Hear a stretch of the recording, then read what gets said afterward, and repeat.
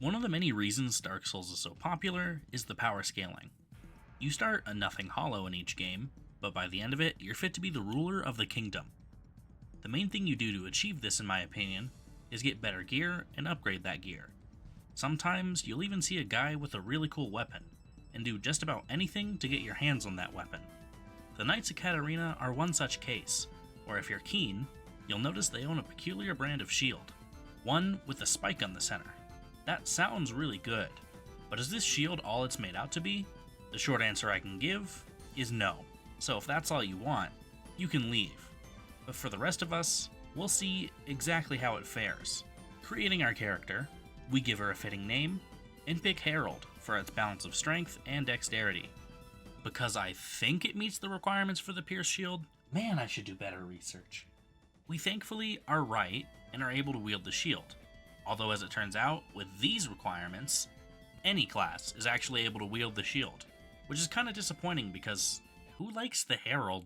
We test out our spiky shield bash on the first poor soul we see, and it feels alright? Like sure, it one-shotted the guy we hit, but like, what doesn't? My fist can kill them in a timely manner.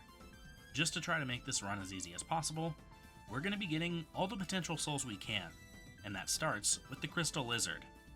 It's usually a tough fight, but we can actually just lead it out from its habitat, since lots of its moves carry it really far forward, and that leads us to the edge of this path, which it slides off of for a cool 4,000 souls. Now to the second half of the Cemetery of Ash.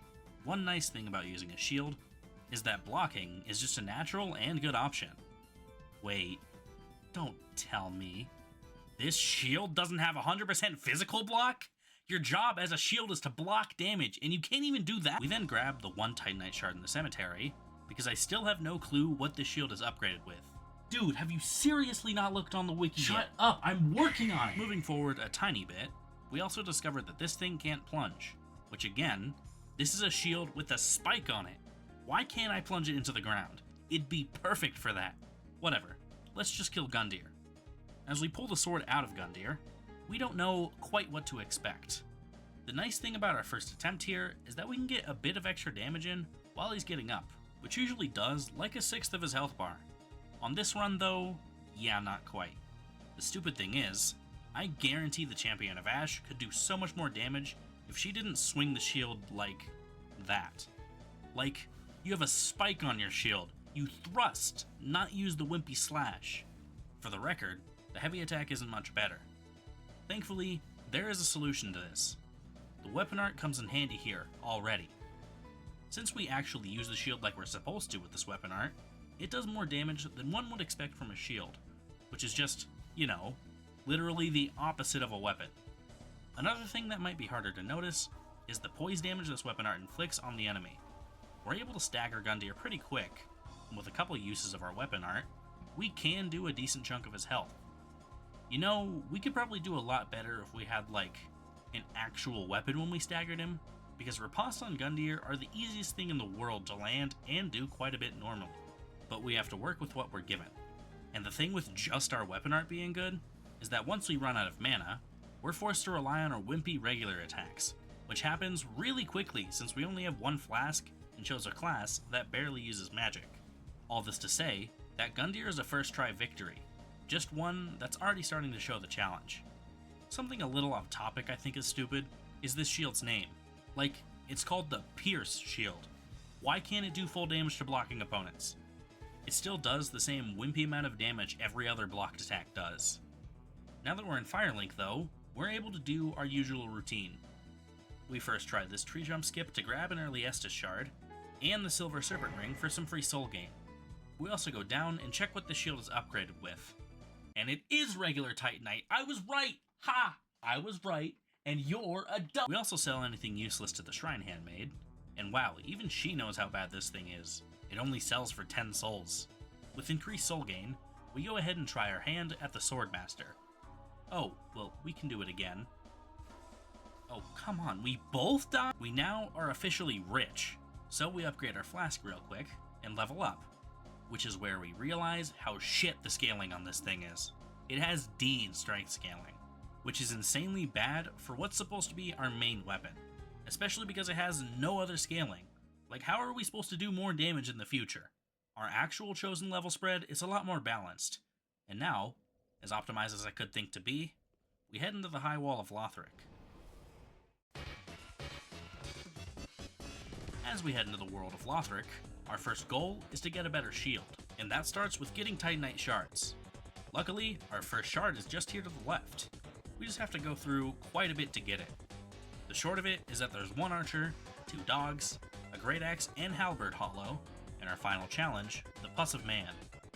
The shield is ill-equipped to handle this, to put it as light as possible. The long version is what I'm about to describe in excruciating detail. Step 1, no matter what, is to kill this archer, lest you get murdered trying to deal with everything else. The next step is to deal with these dogs one at a time. If you trigger them together, there's going to be an issue. We attack slow enough and lack enough poise that both dogs overwhelm us. But if you can get one dog on its own, the weapon art of this weapon can hit the dog. Okay, I guess that's not it. Sometimes we can just get lucky and hit the dog, at which point we can spend our full stamina bar to kill it. But certain attacks stun the dog for longer, those being the heavy attack and sprinting attack. The sprinting attack is too janky and moves us around too much to just land with a stray, so we just end up using the heavy to knock the dog down. And then we can true combo into the sprinting attack. If we do this quick enough, we can kill the dogs one at a time, before anyone else aggroes. Then, we have to drop down the staircase to kill the Great Axe Hollow, which isn't any more trouble than it looks like.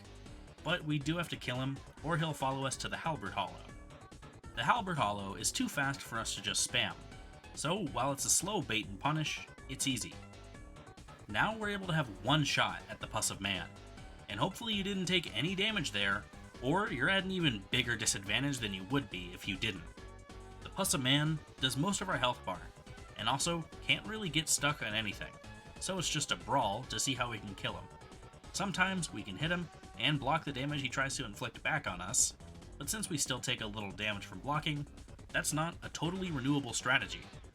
The Pus of Man can also roll catch you so that if you're not out of range of its attacks, it can and will hit you no matter what you do. It also has deceptive windups, high defenses, and is incapable of being stunned, as well as being relentless. We give it a few shots, and quickly realize this is harder than any early game boss, especially for one of the first enemies you can encounter. But why are we rolling in the first place? Who cares about roll caches or infinitely renewable strategies? We just have to kill the damn pus. After attacking, we're usually unable to roll and get hit, but blocking after an attack leaves no gap where we can get hit, so it's actually a good strategy in the long run. Dodging is still applicable sometimes, in order to get a rolling attack or reposition behind the pus. With all of this, we can start to work the pus down. Once we're out of heals, we'll use our talisman and FP to squeeze a bit more health out of our character, and this lets us barely kill the pus for a second Titanite shard. But a random hollow dropped one on my first run through of the area, so what was the point of any of this? Now that we have 2 Titanite, we head back to Andre and get a +1 shield, which we'll use to take on the actual area ahead of us.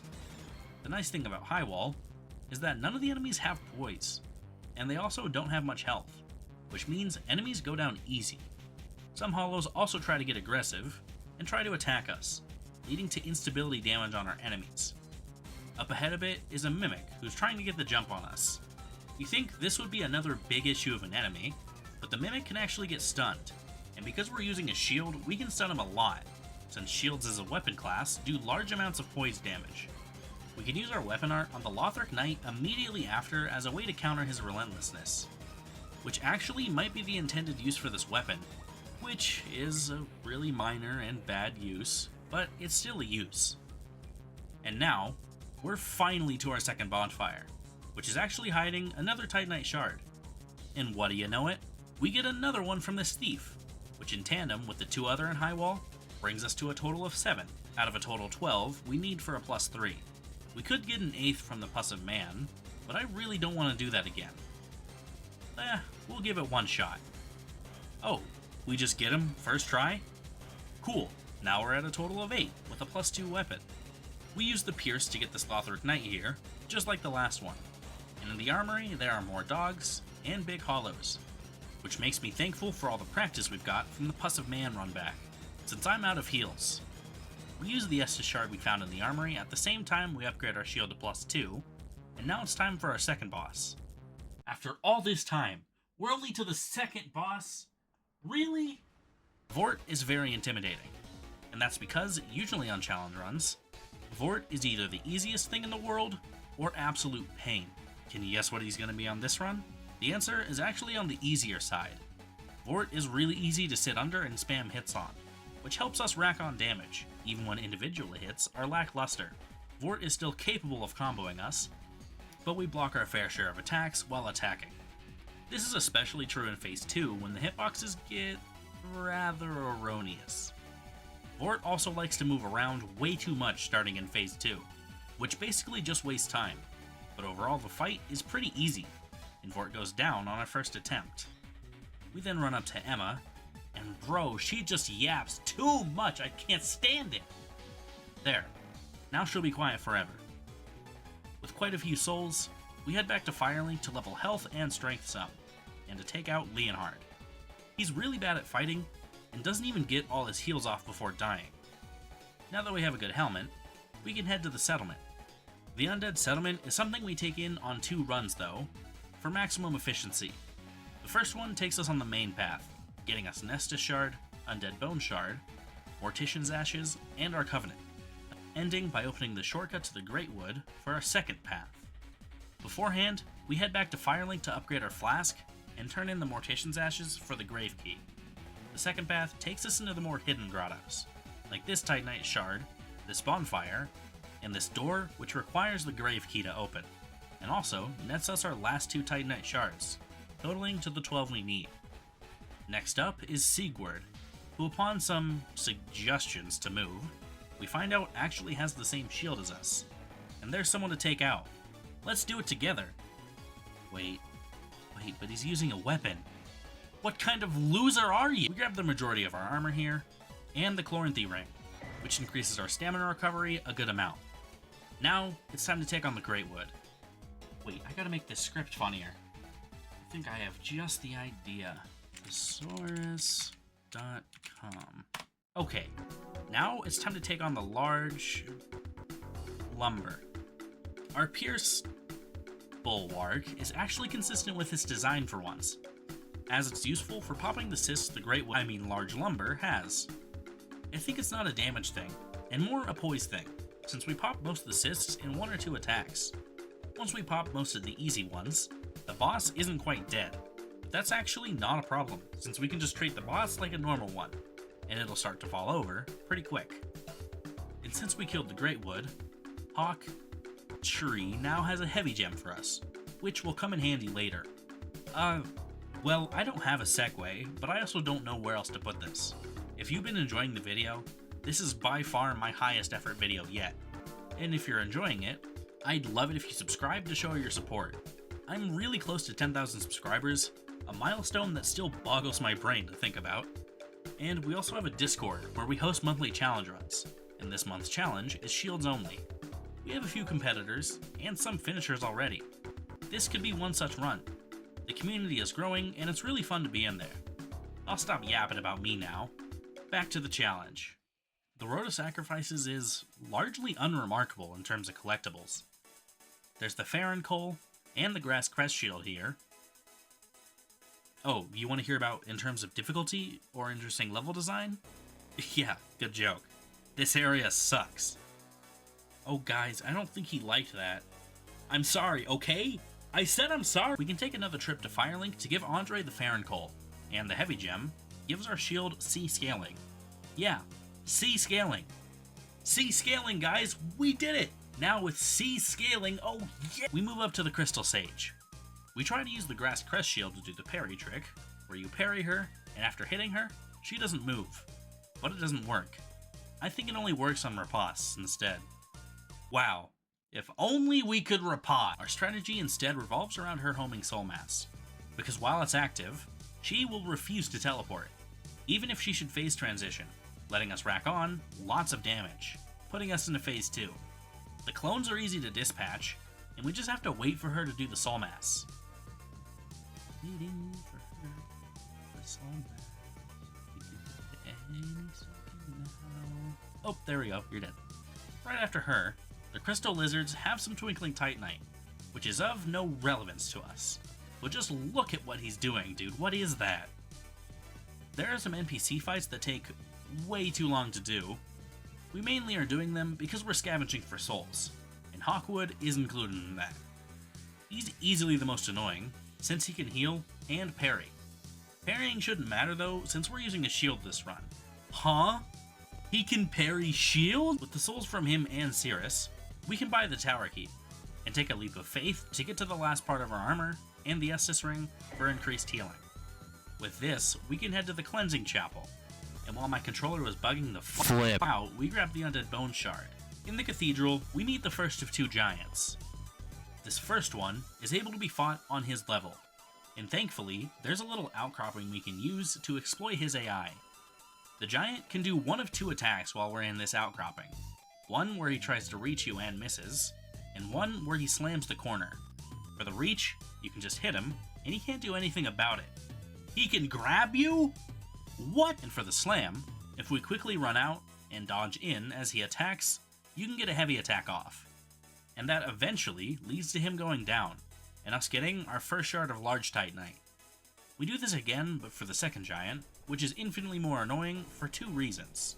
Reason one is because we have to fight it on the floor, in the swamp, which is what we were trying to avoid with the first giant by fighting it up above. The second reason are those little blobs, which are super annoying when we're just trying to fight the giant. This is at least made a little easier because the giant will also damage the blobs, and that makes it just easy enough to kill the giant, for our second piece of large titanite, and we see Andre for our +4 weapon. And now with that, I feel confident enough to take on the deacons. The deacons are just a bunch of annoying little guys. Individually, they're not hard, and can be stun-locked to death, and we can simulate this when the rest of them decide to be disengaged. When they do engage with us, they're still rather easy. They just require some minor timing. We do decent damage too, and when the deacons aren't all shooting fireballs at us, stunning us repeatedly, we can use a mix of our weapon art, light attacks, and running attacks, all to reduce the deacon's health enough to put us into Phase 2. Phase 2 starts with the main deacon, and a couple archdeacons around him.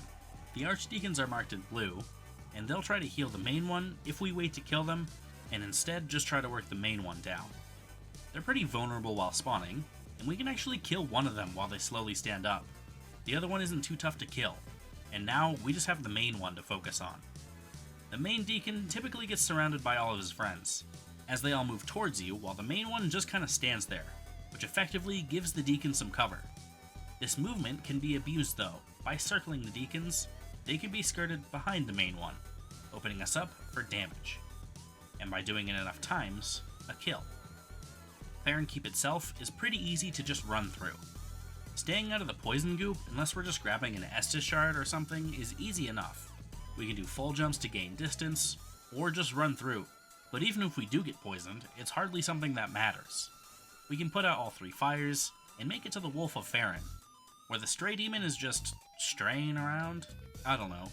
Me when I'm stray. Stray demon core. This is so stray demon core. Weapon art we possess with the Pierce... oh right, Bulwark, does lots of damage to this demon. So with another 20k souls now in our pocket, we head to the other side of this bridge and kill the 2 crystal lizards for more large titanite, which we'll use later. For now though, we level strength for more damage, and are now able to progress. There's another bonfire up ahead, and right after then are the Abyss Watchers. Now's about time when our shield turns out to be actually useful. Most people who fought the Abyss Watchers have learned about the different reactions the Watchers can have to a blocked attack. The first kind of blocked attack are the swords attacks, and these just function like any other blocked attack from a boss. And sometimes blocking those attacks alone are enough for us to get a punish in. The other kinds of attacks that can be blocked are the parrying dagger the Watcher has. Once we block one of those attacks, which are usually just thrown out on their own, or within a combo, the Watcher will stun for a second and recoil back. We can get a hit in nearly every time from this, and since the Watcher also stuns on hit, sometimes we can get more than one, or we can just try to block all over again. The strategy breaks down a bit once the fight becomes a 2v1, but then we just run away until the side's even, and we can go back to normal. With a foolproof strategy like that, Phase 2 is bound to come around sooner or later.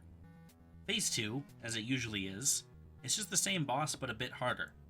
The boss now does fire damage, and has a trail that can also damage us. This shield's fire blocking is not great. Thankfully, right now that doesn't matter, since the fire damage the Watcher inflicts isn't really noteworthy in any way. So other than the extended combos and fire explosions that overwhelm us, this fight isn't too dissimilar from Phase 1. Block the dagger, and respond. After this repetition a few times, not even the damage the Watcher inflicts on us does enough to have us run out of Estus. And with the Watcher is down, we level up our strength again for a bit more damage, and head into the Catacombs. The Catacombs are the shortest of the areas in Dark Souls 3 if you know what you're doing. You can drop down pretty much instantly and make it to the Skeleton Wizard, who once killed will drop an undead bone shard over by the bars. You can drop again up ahead a bit to skip some annoying enemies, and a bit of backtracking takes you to the bonfire here. From here, it's a simple run up to Wolnir. Run down the staircase, and try to avoid the skeleton while watch this crystal lizard run through the wall and destroy the bridge so you aren't followed going into Wolnir. Wolnir is one of the easiest bosses in any run, unless by some measure you just don't do poise damage. Because Wolnir's rings are broken with poise, I think? The fight ends up being really easy.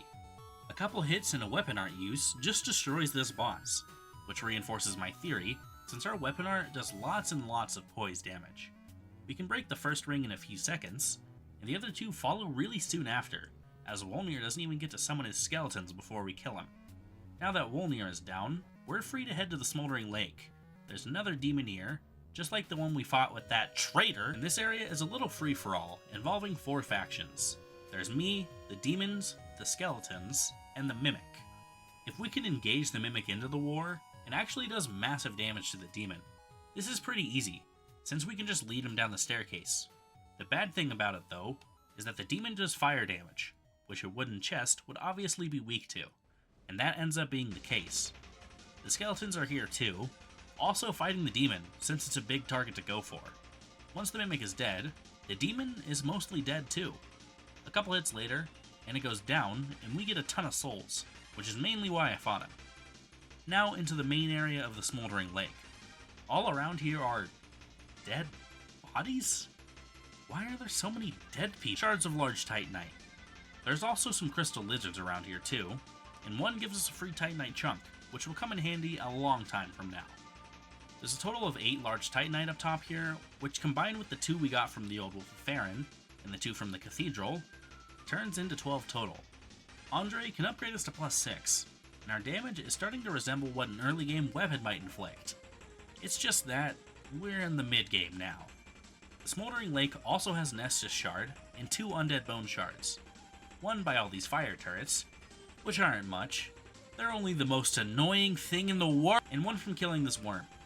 The ballista accomplishes this easy while we just stand here. After upgrading our Estus, and capping off our health levels by leveling Vigor, as well as some strength, we're ready for the old Demon King. The old Demon King being old like he is, translates gameplay-wise to him not being very sturdy, as in he gets knocked around and stunned a lot. He also struggles to really hit under him, which lets us kinda rain on him, repeatedly. He tries to explode back, and that ends up backfiring horribly enough for us to end his life, securing our victory. The levels we get with this have us reach the soft cap and strength scaling, which means as the bosses get harder, we won't do more damage for quite a bit, at least until we get Titanite chunks, which again isn't until Lothric Castle. Now, Irithyll's upon us. With the poise damage of our Pierce Shield, we can stagger Sullivan's Beast, and although we can't riposte it, we get a bit more damage in, and the mini-boss ends up being pretty easy. You know what else is easy? This area is pretty easy. To run through, that is. Why wouldn't you? They instantly throw 3 of a brand new, annoying enemy that's good at close range and far range. Then they throw a million fire witches at you after. Like, what reason would you just not run through this and grab the bone shard on the way? Especially when it turns into a bullshit run through some stairs that you only do correctly when you get lucky. Seriously, this area just kinda sucks. But Pontiff is after all that, so he makes up for it. Pontiff has to be in the running for the best boss in all of Souls. Parrying has no relevance to us here, so our main goal is just to get as much damage per punish, without having to dodge or block. This is possible on many attacks, where he follows up and just whiffs us completely, and we punish for okay damage. I have way too much experience with this fight, so that's all it takes for a Pontiff to find his wings. Phase 2 of Pontiff primarily becomes about his clone. With the shield this wimpy and short range, once we try to hit both the clone and Pontiff, we actually don't have enough Pierce to hit both. Wow, if only we had a weapon called, I don't know, the Pierce Shield? So once we have the clone to deal with in addition to Pontiff, we have to focus it down. Our one saving grace is that it has a pretty low amount of health, so we're lucky enough to get a few hits in and kill the clone. Then it's just back to another phase 1 basically. So with something as easy as that, Pontiff goes down. The rest of this area isn't the hardest thing in the world, so let's move to Inner Lundo. Inner Lundo is a quick area, with not much useful, since the Easterner's Ashes only give us large Titanite, something we lost the need for after the Smoldering Lake. Inside the building, there is one Estus shard for us, although we haven't really run out of Estus in quite a while, so I'm not sure we need it. Aldrich is also just right here after that, and he is one of the tankiest bosses yet. Usually, it seems like that only applies to magic runs due to his magic resistance, but he likes to move around a lot, so it just ends up wasting time. We get a couple hits in, he moves, repeat. Phase 2 is more of the same, except with the addition of fire. The fire does quite a bit of damage to us, but it's nothing we can't tank. Especially when Aldrich is as kind as he is. When he just decides to not life hunt Scythe, or uses arrows, it ends up being really boring. We secure the kill on him nonetheless, and head off to the distant manor to try to finish this area off. Irithyll Dungeon is when things start getting lucrative again. The area is pretty short if you know what to do. We do multiple run-throughs. The first one is to open all the shortcuts, the first being this gate, and the second one being, hell, this door for later. The second run-through is one for materials. There's another mimic with an Estus shard, and while it's just as easy as the one on Highwall was, no, not again. After we get that, the next set of items we want are instantly after. There's a crystal lizard here, that gives us another Titanite chunk, and there's also a giant. The last time we killed a giant, it only gave us large Titanite, but apparently this one is just cooler or something, because it'll drop us a Titanite chunk. The giant here has lots of attacks, but it only has 2 kinds that matter. The first kind is actually just one attack, and it's this fake out, where he slams right, then moves to the left, making us roll twice. And actually, we can't punish that attack. So we hope for kind 2, which consists of every other attack he can do, as they're all easy to dodge and punishable. Knowing all that we do, we kill him, which brings us to 3 chunks.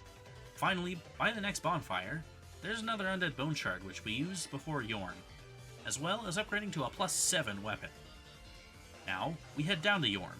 It's basically impossible not to take damage somewhere while trying to get there, but we can just Ember and be fine, since it heals us up. Yorn is one of the gimmick bosses in this game, but instead of the gimmick pertaining to how you fight the boss, it pertains to what you use to fight the boss. Obviously, we can't comply with the requirement of using the Storm Ruler. Thankfully, as a true Knight of Katarina, we have the other piece of equipment we need, the shield. Yorn isn't completely immune to damage without the Storm Ruler, just really, really tanky. He has weak points that get progressively weaker the higher up his body you go. His legs are fully armored, so you don't want to be hitting them. His arms, however, are exposed, but that's not the weakest point we can aim for. Ideally, we'd want to hit his head and stagger him for massive counter damage. But we lack the range to hit his head, so what we're forced to do is take the minuscule damage and poise damage that we get from hitting the arms. Lloyd's Sword Ring helps wonders here, boosting our attack by 10% as long as we remain at max health. Sometimes, at the tail end of our punishes, Yorn hits us, and we take a tiny hit of damage, which deactivates Lloyd's. And this may seem small and stupid, but I don't want to waste a flask on that amount of health. I'd die much too quickly. There's a solution in plain sight though, Heal Aid. Heal Aid. We've had you the entire run, and you're finally able to shine as the niche tool you are.